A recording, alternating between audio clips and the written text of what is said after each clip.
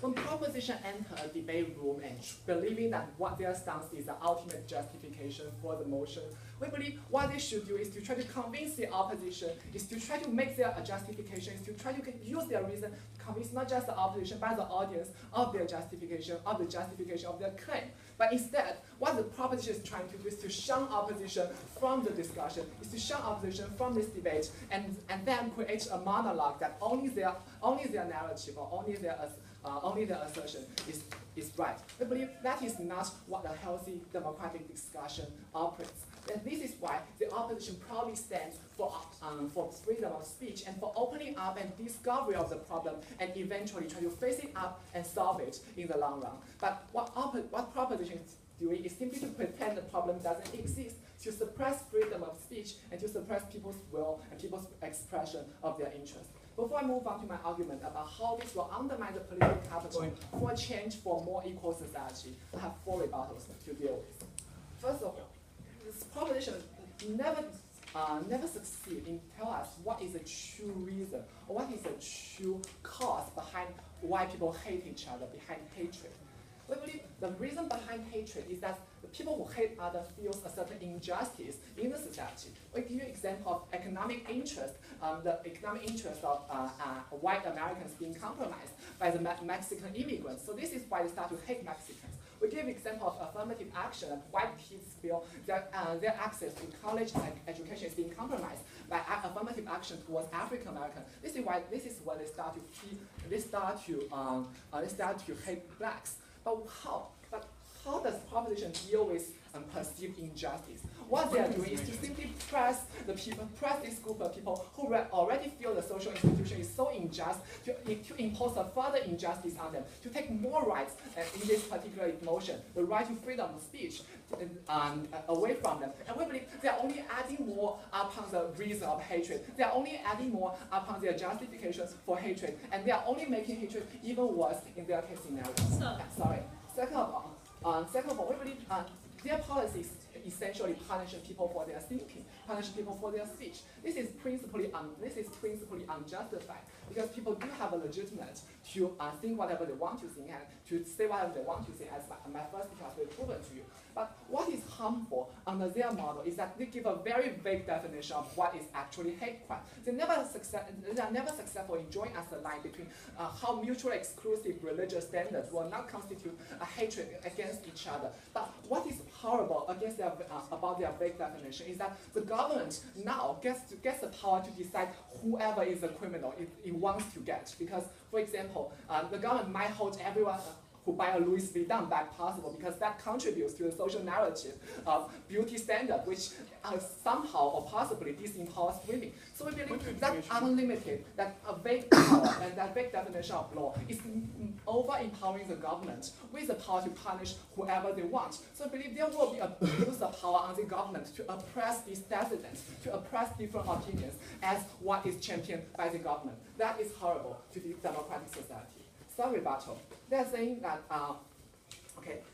as opening night has told you, that by oppressing oppression, they are not making their narrative for equality any stronger. They are only making their narrative for an equal society weaker. Why? Because we believe if they have so much confidence in equal society, they could simply use rational reason. They could simply use democratic discussion to convince the opposition of the merit of their stance. But what they are doing is simply oppress the opposition. And then, in their case scenario, the narrative for equality is never the champion, not because it is it is good.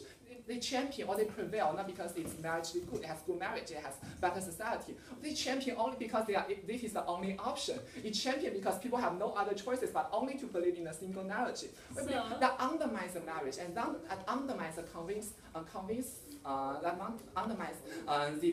the power and the strength of the narrative towards equality. That is not what opposition wants. And before I move on, yes. Tell us how democratic discussion happens when the media narrative is so focused on over-exaggerating a very small voice of opinions. that is the fourth characterization. We have folks who are conservative, but we also have Wall Street Journal. We also have New York Times who are liberal. We believe this is exactly how the media and the discussion, the marketplace of ideas check each other and balance each other. Because if you have such a horrible hate crime, just not wait until the court to punish you. The social narrative, the public media, your followers on Facebook, and other people who could comment on your discussion and who comment on your ideas will punish you and will say that it's horrible. So we believe the court system is actually working fine in deterring and in dealing with this kind of speeches. And last rebuttal, they have tried to draw a connection between hate speech and hate crime.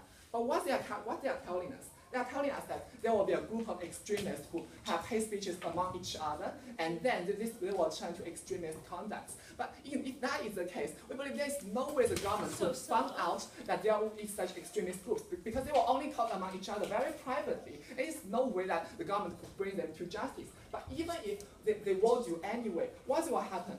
If the racist groups are really that extremist as they characterize, they will not fear what is the legal deterrence of a hate speech, because they even dare to commit hate crimes and they dare to commit such horrible things as Orlando shooting. They will not even care. So the deterrence and effectiveness never fail to justify their ends. Yes. I'm a racist in Tucson, Arizona. Why should I speak to my Hispanic gardener about his political views instead of just switching on Fox News?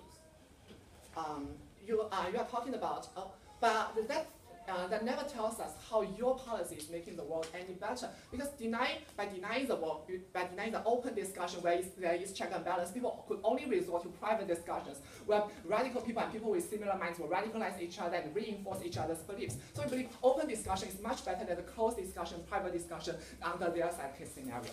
But let me move on to my argument. It's a simple argument. How this will undermine the political capital for change. We believe how how activists and how equal rights activists champion for the right to change is that it's only when the extent of the problem of discrimination in the society is proportional to the volume of hate speech that exists in the society. So this is how we expose the problem to the more moderate and more general public, that there is hatred within the society, and that is when they realize there is a problem of discrimination, and that is when the political capital for change starts accumulating. But what happens under their case scenario is that there's a disproportionality between the problem, because the problem always exists, never try to tackle the source and the original problem of discrimination. But there will be a much less speech and representation of the problem in the status quo. So the normal and moderate public will not have a chance to understand or to see what the problem is. So now, only those people who are actually and first-hand affected by the problem, who are actually discriminated, for example, female in workplace, for example, racial minorities in cities. It is only this minority of people who have the political capital for change. So this is a huge undermine. Of the political capital for change in the for equality, and it is they who are shutting down discussion and who are blocking the way for change for better society. Proud to oppose.